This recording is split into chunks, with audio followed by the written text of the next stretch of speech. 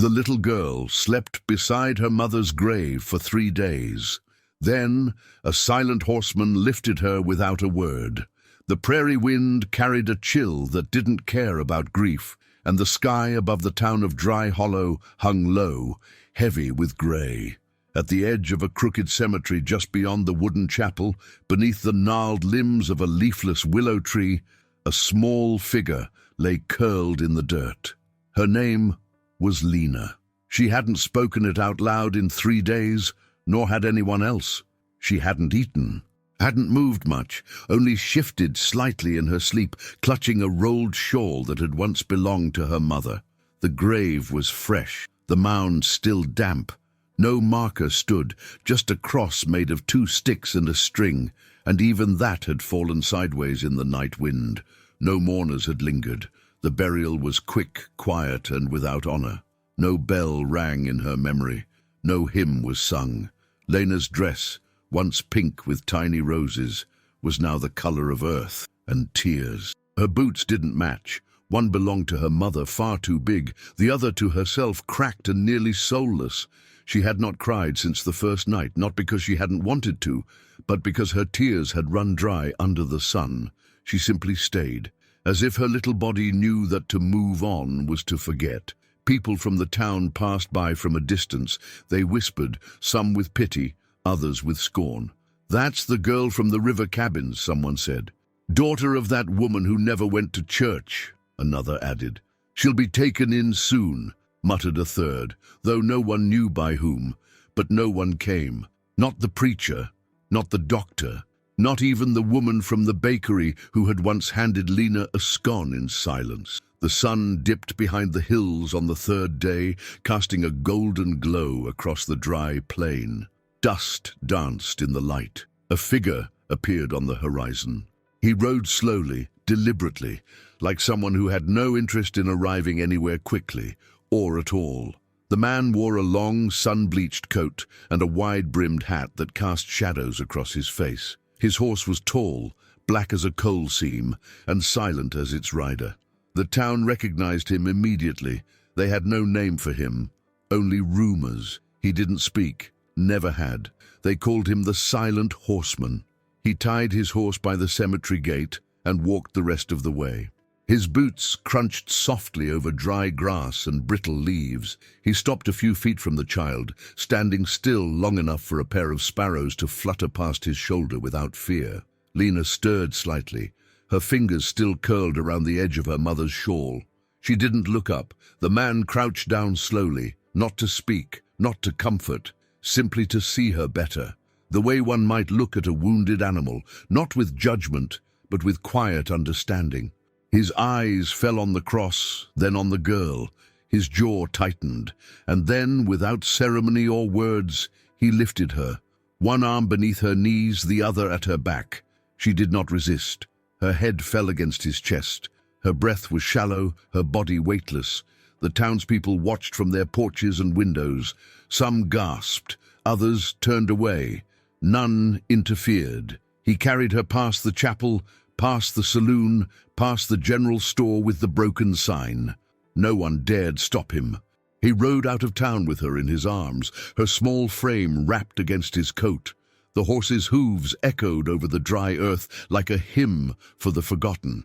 Behind them, the willow tree swayed gently in the wind, alone again.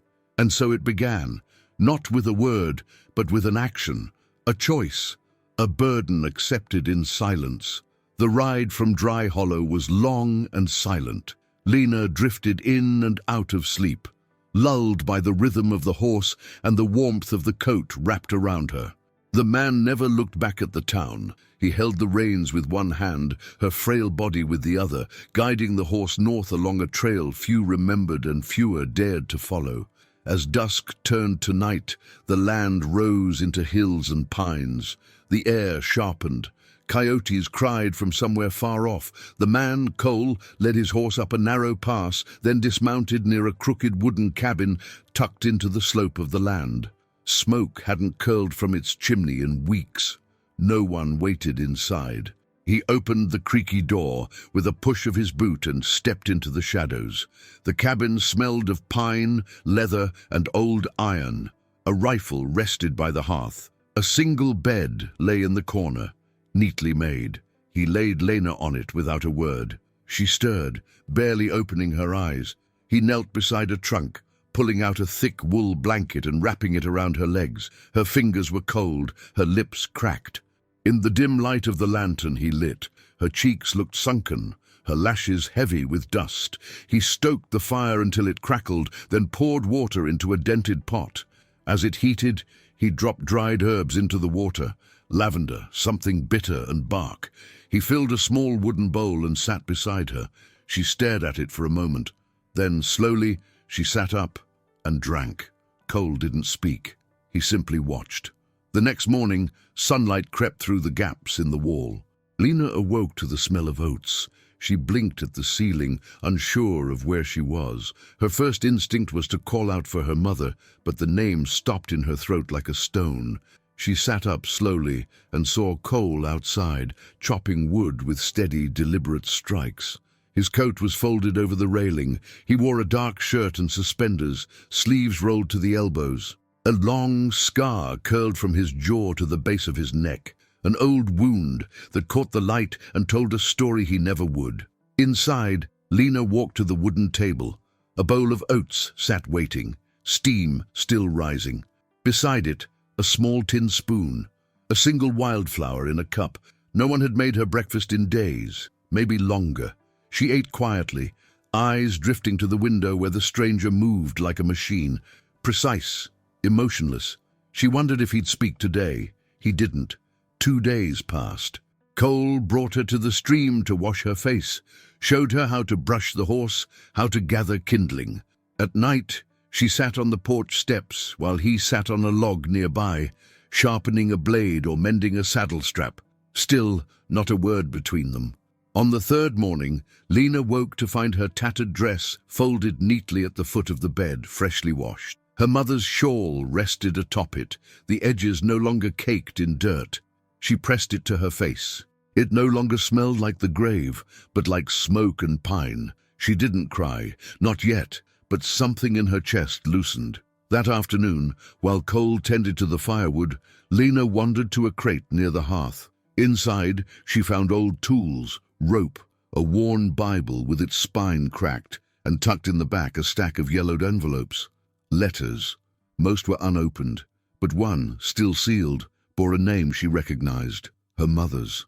Her fingers trembled. She turned to look at Cole. He was by the fence, hammering a loose board into place. She sat down, opened the letter, and began to read. By the time she looked up, Cole was standing in the doorway, watching her quietly, still silent. But this time, his eyes weren't empty. They were waiting. The paper trembled in Lena's small hands as she read her mother's writing, delicate, slanted, the ink faded but still alive with emotion. It wasn't long, just a page folded into itself, creased and worn from time, perhaps written in fear or hope or both. If you're reading this, it means I didn't make it. I'm sorry, my darling girl. I tried to protect you, tried to keep you hidden. But there's a man in this world who wants to erase us. If he couldn't have me, he swore he'd take you. His name is Whit Garner. He's dangerous. If someone kind finds you, take this letter to the Turners. They live past the canyon near Broken Mesa. I once saved Edith Turner's life. She promised me she'd return the favor.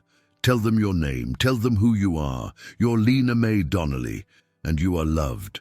The signature was smeared, but Lena traced each letter with her fingertip, as if by doing so she might bring her mother back even for a moment. Behind her, Cole stood, motionless. The fire crackled softly.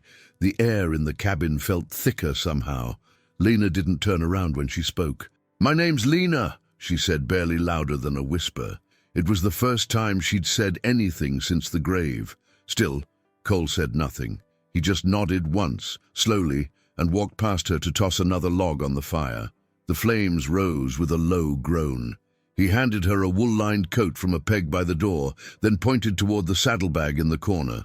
Inside were biscuits, dried meat, and a folded map. He was making preparations. She followed his eyes toward the map, where a tiny cross had been drawn in pencil near a ridge labeled Broken Mesa. Her heart quickened. Even without words, she understood. He meant to take her there. That night, Lena couldn't sleep.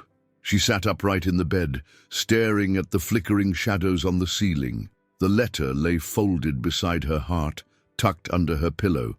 Outside, the wind howled through the trees like distant voices too far away to understand. She pulled her knees to her chest and rocked gently. Cole was still awake. Through the crack in the cabin door, she saw him sitting by the dying fire, staring into the embers, not moving, not speaking, just watching. Something about that stillness comforted her. In the morning, Cole packed his horse. He tightened the saddlebags, checked the hooves, and wrapped a long gray scarf around Lena's neck. It was rough and scratchy but warm. She didn't complain. She held the scarf close as he lifted her onto the saddle. Before they left, Lena looked back at the cabin. There was no reason to, really. Nothing of hers had ever belonged there, but it had held her gently, like a pair of hands beneath a wound. She whispered to herself, "Thank you." They rode through the forest trails in silence. At midday, they stopped by a creek. Cole knelt and cupped water into her hands. She drank, without needing to be told. She was learning him, like one might learn a quiet song. Every gesture had meaning. Later, as the sun dipped low, Lena spoke again. "Did you know my mama?" Cole didn't answer. Instead, he reached into his coat and pulled out a small, flat locket, tarnished with age. Inside, a faded photo, a young woman holding a baby. Her face was Lena's, only older, softer, smiling. Lena gasped. That's me." Cole handed it to her. She stared at it for a long while, then gently gave it back. Were you her friend?" Cole didn't blink, didn't speak. But the way he looked at her then, like she was the last flicker of a candle he once held dear, told her everything. And for the first time in days, she smiled, just a little, but it stayed. The journey stretched across a landscape of silence. Red hills rose in the distance, and the trail narrowed with every mile. Lena rode quietly, wrapped in the scarf Cole had given her. She didn't ask where they were headed anymore. She understood he was taking her somewhere safe, even if he didn't say it aloud. They stopped at a dry creek bed at dusk. While Cole gathered firewood, Lena wandered to a large rock and sat with her legs pulled close. She still carried her mother's letter in a small tin box inside her coat. She touched it now, fingers trembling. The fire crackled to life, small and hidden between stones. Cole handed her a cup of warm broth and sat nearby, knife in hand, sharpening a broken piece of flint. His silence no longer felt heavy. It was something she trusted now. Solid, constant, but the peace was short-lived. The following morning, as they crossed a narrow ridge, Lena heard the distant rhythm of hooves. She looked up. Cole had already stopped. He listened. Then, without a word, he helped her down from the horse and led her into a patch of low pine. They crouched behind the trees as 3 riders thundered by on the trail below, men with dust-covered coats and revolvers at their sides. One wore a silver badge. "The sheriff?" Lena whispered, breathless. Cole didn't respond. His gaze stayed fixed on the trail long after the riders had passed. Back on the horse, Lena sat stiff and quiet. She knew now they were being hunted. She leaned back slightly against Cole's chest. "He's looking for me," she said. "Isn't he?" Still no answer, but his arms tightened around her. That night, Cole made camp earlier than usual, near a thick grove of oaks. He kept the fire small and covered, his rifle resting across his lap as he sat watch. Lena lay under a blanket, watching his silhouette against the firelight. "Are you scared?" she asked. Cole didn't move. "I think I should be scared," she whispered. "But I'm not." He looked over at her then, just a glance, but it was enough. "I think," she continued softly, "you scare the bad people more than they scare you." Cole's mouth twitched. Not quite a smile, but something near it. And in that flicker of quiet, Lena closed her eyes and slept. They left before sunrise, the chill of night still clinging to the air.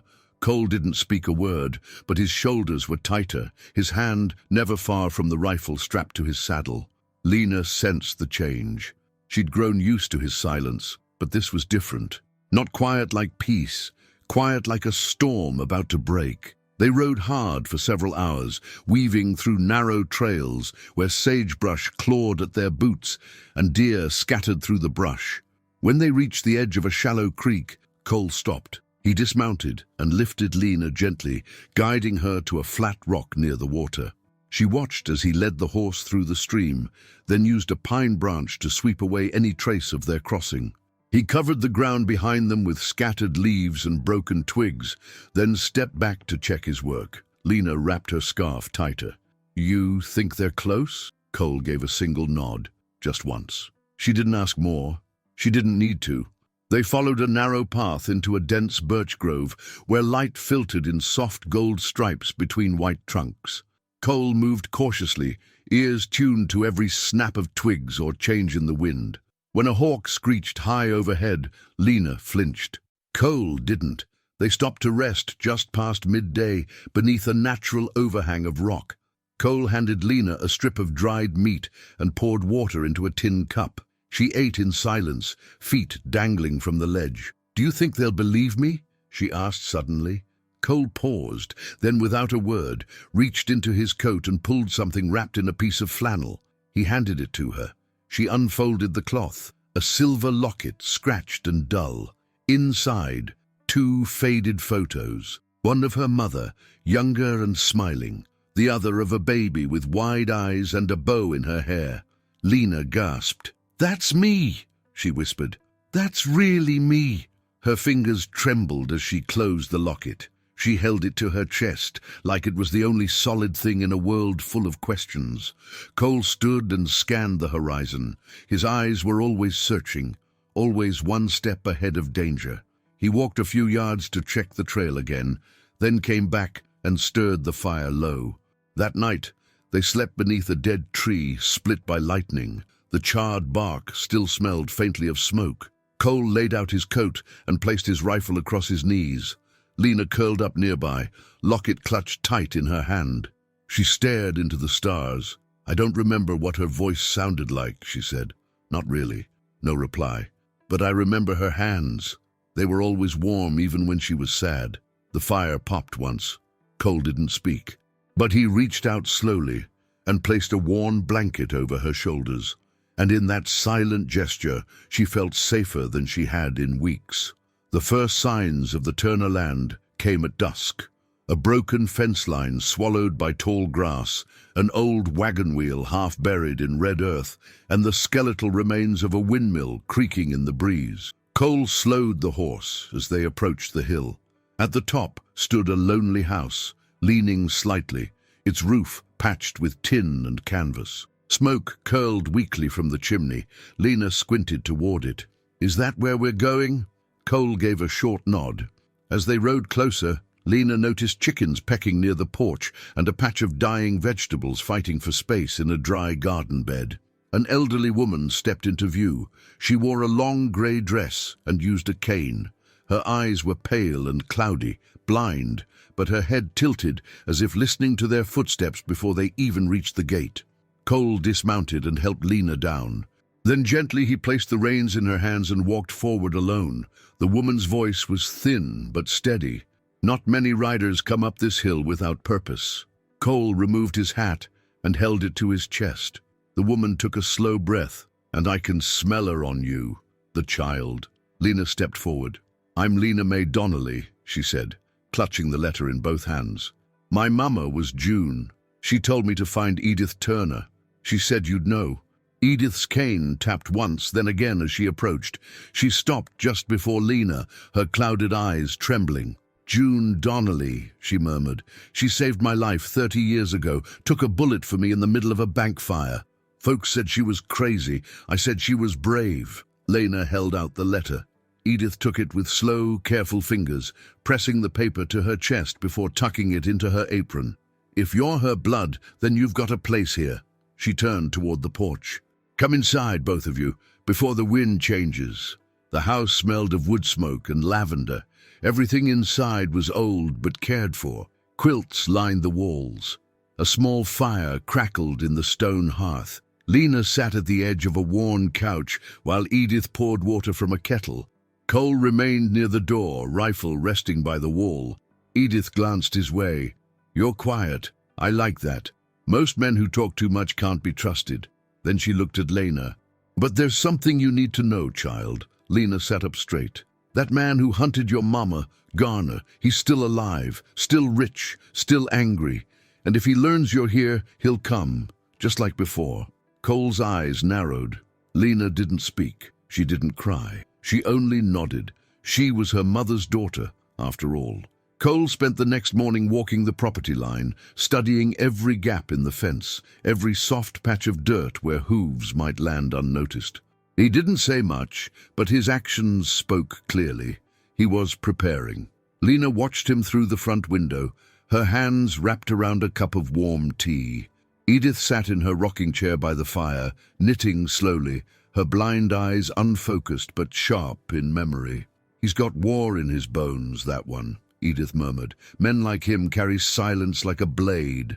Lena didn't answer. She looked back out the window at Cole, who now hammered nails into an old gate, sleeves rolled up, jaw tight. She'd never seen him angry, not in a loud way, but something in him had changed since hearing Garner's name. That night, Edith told stories. "Your mama," she began, voice low and steady, "wasn't the type to run, but when Garner started hunting her, there wasn't much choice. He had money, men, lawmen in his pocket. She told me once she never regretted leaving, only regretted not being able to fight back." Lena curled tighter in her blanket, eyes wide in the firelight. "She was good to the core, fierce when needed, but always soft with you." Lena nodded. "She braided my hair every morning, even when we had to hide. Said I should always look like I belong, no matter what folks say." Edith smiled faintly. "That sounds like her." Outside, Cole walked the porch with his rifle. He checked the nails on the windows, the hinges on the door. When he came inside, he laid his rifle on the table and sat at the edge of the room, eyes always scanning. Lena watched him.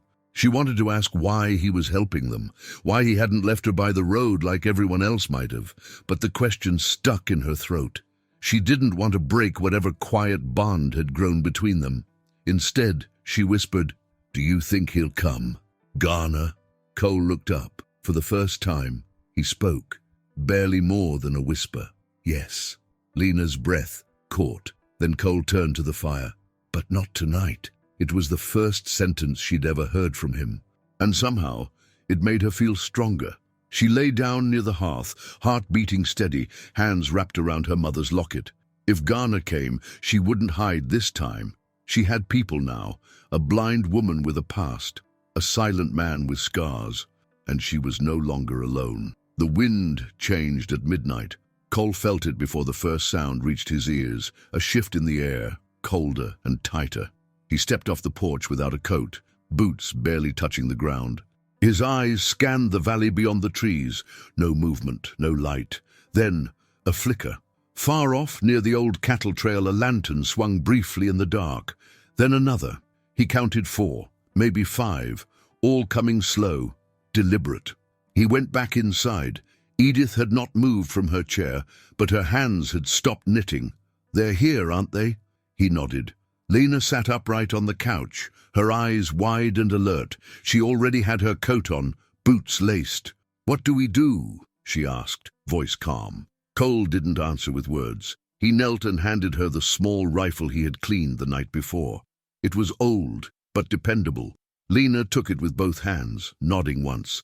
"I remember how Mama showed me," she said. Edith rose with difficulty. "We'll hold the kitchen. You take the front." Cole helped her across the room, then turned to Lena. His eyes locked with hers, one long, silent look. It meant, "Stay low. Don't panic. Trust me." Then he was gone. The first gunshot cracked through the dark like thunder. It came from the ridge. Cole fired once, sharp, clean. A scream followed. They were close now. Another shot, this one near the well, then heavy boots across the porch. Lena braced herself, rifle steady, heart pounding like hooves. A shadow passed the window. She held her breath, but the man outside never made it through the door. Cole met him there, one hard blow with the stock of his rifle, and he dropped without a sound. Then, flames. A lantern had been thrown through the back window. Curtains caught first, then the wall. Smoke curled quickly toward the ceiling. "Out the side!" Edith barked. Cole burst into the kitchen, pulled Lena through the smoke, and wrapped a blanket over Edith's shoulders. He led them out through the pantry, into the black night.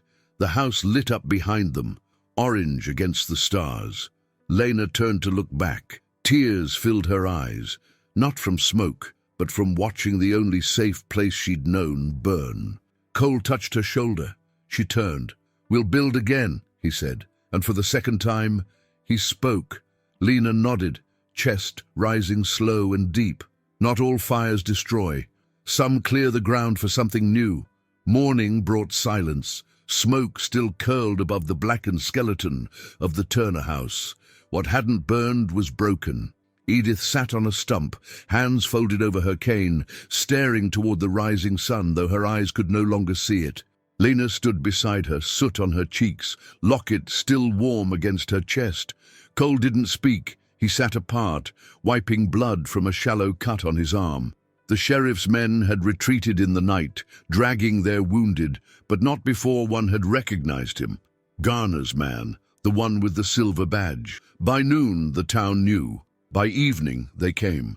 A wagon rolled up the hill carrying the sheriff, 2 deputies, and a preacher. Word had reached them that Cole Harland had shot a man and harbored a fugitive child. They expected violence. They expected guilt.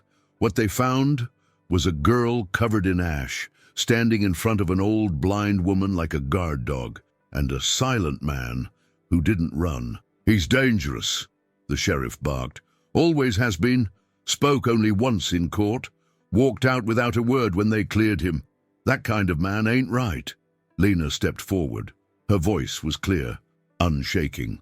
"My name is Lena May Donnelly. My mother was hunted by Whit Garner, who paid men like you to chase us from town to town. That man," she pointed to Cole, "he found me at my mother's grave. He didn't ask questions. He didn't expect thanks. He just carried me away when no one else even looked." The sheriff sneered. "He killed a man last night." Edith stood slowly. "So did I," she rasped. Gasps rippled through the gathered townsfolk. "I stabbed one of them in the belly with a kitchen knife," she continued. "He tried to set my house on fire. He didn't expect an old woman to be the first to bleed him." The preacher removed his hat. "They came with violence. This girl came with a letter. I read it." He pulled the letter from his coat, June Donnelly's last words. "This child is not lost. She is not alone. And if we punish the man who saved her, then we all burn with the same fire that destroyed that home." A long silence followed. Then the sheriff grunted. "So what, we let him walk?" The preacher looked to Cole. "He didn't walk. He carried the burden the rest of us dropped." No one spoke after that. The sheriff turned his horse and rode off. Cole stood there, unmoved, as the crowd slowly dispersed. He didn't smile. He didn't speak. But Lena stepped to his side and slipped her hand into his. That was enough. Justice, at last, had found a voice, even if it came from silence. Weeks passed. The ruins of the Turner house were cleared by quiet hands, neighbors who never apologized for their silence, but showed up with tools and lumber. They didn't say much, but they built. Cole worked from dawn to dusk, sleeves rolled, hammer in hand. Edith sat beneath a patched umbrella, giving instructions and occasional sarcasm. Lena helped wherever she could, holding nails, painting shutters, planting seeds in the new garden that grew beside the porch. By the time winter whispered its way through the hills, the new cabin stood strong, simpler than the last, but warmer. It had a second bed, a bookshelf, a fire that never went out. Lena hung her mother's letter above the mantel, not for show, for remembrance. One morning, the first snow fell. Lena stepped onto the porch, wrapped in a thick shawl, her boots crunching gently across the boards. Cole stood at the fence, watching the snow settle on the pasture. He looked older in the grey light, yet steadier somehow, like a man who had finally rooted himself after years adrift. Lena joined him. "Do you ever miss who you were before?" she asked. He didn't answer at first. Then he said, "No, I only remember who I failed." She turned toward him. "You didn't fail me." He looked at her for a long moment, then reached into his coat and handed her something small and wrapped in cloth. She opened it slowly. It was a silver badge. Her eyes widened. "I used to be someone else," he said. "I thought I had to speak to make a difference. Turns out, actions last longer." Lena smiled and tucked the badge into her coat. Later that evening, Edith sat by the fire, humming a tune from her youth. Cole read from the Bible, voice low, words steady. Lena listened, curled beside the hearth, eyes half closed, the soft flicker of light dancing across her face. Before bed, she paused at the doorway. "You know," she said, looking back at him, "I think you were meant to find me." Cole met her gaze, and for the first time she saw it, not sorrow, not guilt, but peace. He walked to her, placed a hand on her shoulder and simply said, "You're home now. No more running, no more graves, just a porch, a fire, and the steady promise of protection, spoken not in words, but in every nail, every blanket, every night watch kept without fail." And in that still, snow-dusted cabin above the valley, a little girl who had once slept beside death now slept wrapped in life, safe, loved, home. Sometimes the quietest acts of love leave the deepest marks on a wounded soul. If this story touched your heart, let us know in the comments. Your words mean more than you think. And if you believe in stories where silence speaks louder than cruelty, don't forget to subscribe to the channel for more tales that remind us of the quiet power of compassion.